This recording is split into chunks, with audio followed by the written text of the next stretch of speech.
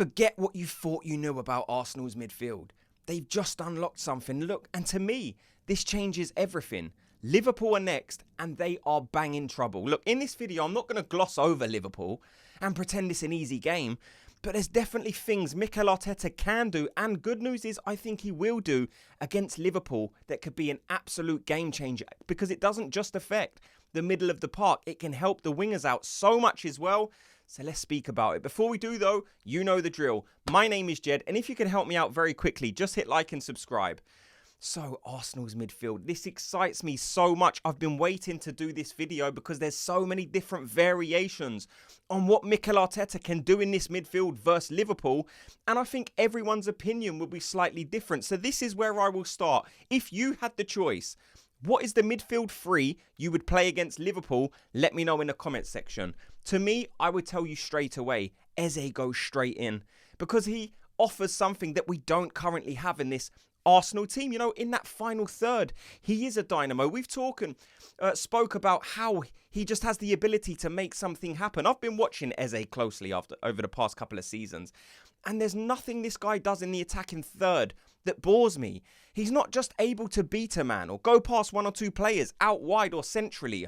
His passing range is very good. What I like most is his ability to shoot from outside the box. So I think you strip that away from him slightly if he's playing on the left. And what I like about Eze when he's central is, well, look, we know how skillful he is. He can go past one or two in the middle of the park. And when he does, he's got the whole picture ahead of him. He can pick out the wingers. He can bring the wingers in. And if Eze's running at teams centrally, they're going to be thinking, we need to back off. And when they do, I think that will open gaps. I think, like I said, the wingers are going to have a chance to make movement. People would say, I would rather play Eze in this game over Martinelli, but I think the two can be played. Look, for me, like I said, the midfield three for me, Zubimendi, Declan Rice, and Eze. I think that is the perfect combination. Zubimendi was brilliant last game, and I still think he's finding his feet. Some people might say, oh, you can't throw Eze straight in against Liverpool. I kind of understand that, but at the same time, Eze is not a guy that can't deal with the pressure. We've seen the interviews. We've seen the speech or the talk with Ian Wright. We know how much playing for Arsenal means to this guy. I think he is perfect to not throw straight in, but slot straight in. He will be a perfect addition to this team. It doesn't need to be, we've got Eze, so Martinelli's not playing, Trossard's not playing, because I find that hard to believe. Because we've already got how many left wingers? You got Martinelli, you got Trossard, you got Madueke who can play there. Now you're going to play Eze over all of them. I don't see it. I genuinely feel this is a central attacking midfield signing. I think he's going to be playing in that number 8 role. I think you can pair him with Declan Rice or with Ødegaard. In this game, Ødegaard is injured, so you pair him with Declan Rice. Declan Rice has the athleticism to get up and down. You've got Zubimendi shielding the back four, so allowing Eze to be that creative spark in the centre of the park, I think is perfect. Because like I said, if you watch Eze, all the times I've seen Eze, although he can play out wide, he does his best work centrally. That doesn't mean that's where he can only do his good work, by the way. If Mikel Arteta decides to play him on the left, then brilliant. Okay, fine, let's see it. I've got a feeling he's going to play Eze in the middle, Martinelli on the left, Madueke on the right, and Gyökeres up front. I think people would say, well, that's so unfair on Ethan Nwaneri. But what I would say to that is, this is still a young kid. He's still developed. What is he, 18 years old? I'm sure he's not looking at it and saying, oh, look, I signed because I thought I was going to get more game time. Martin Ødegaard gets injured. All of a sudden, I think, boom, it's showtime for me, but they're bringing in Eze and he's taking my place.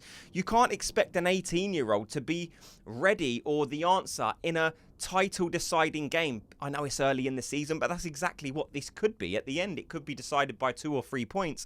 So essentially, you're playing your title rivals. This is a title-deciding game. It won't decide the title now, but eventually, if we look back in retrospect, it will be very important, the result that happens on the weekend.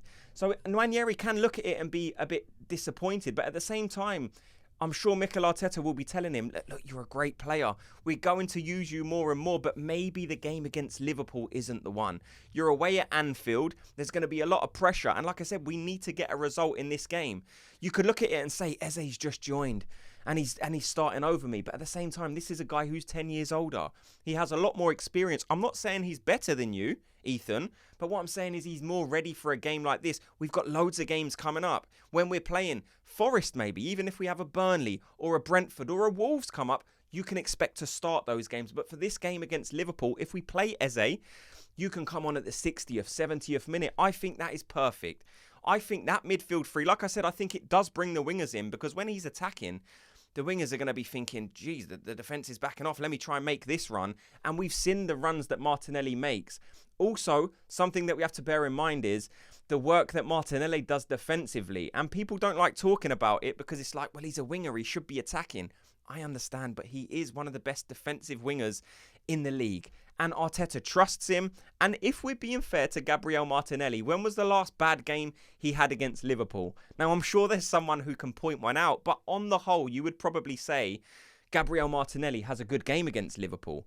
People could say, well, that's just because they played Trent at right back and now he's left.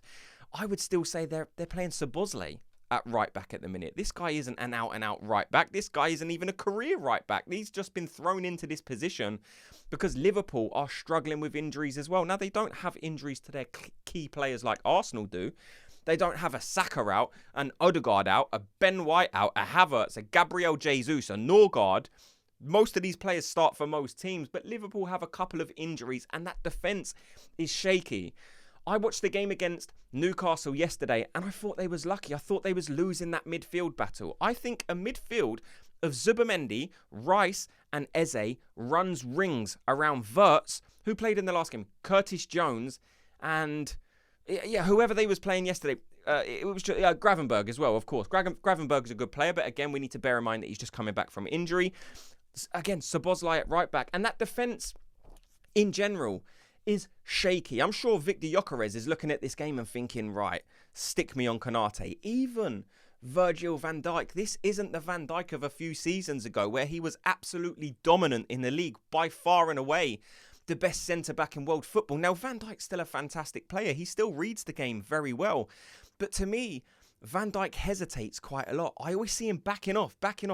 He doesn't want to take that action and go and win the ball because he's kind of... I don't think he wants to get dribbled around or made to look a fool. So I think he backs off quite a lot.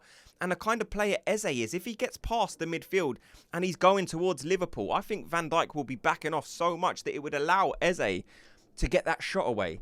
And like I said, Eze is obviously predominantly right-footed, so I wouldn't be surprised if he starts on the left or the right. Initially, I would actually like to see Eze played in the left 8.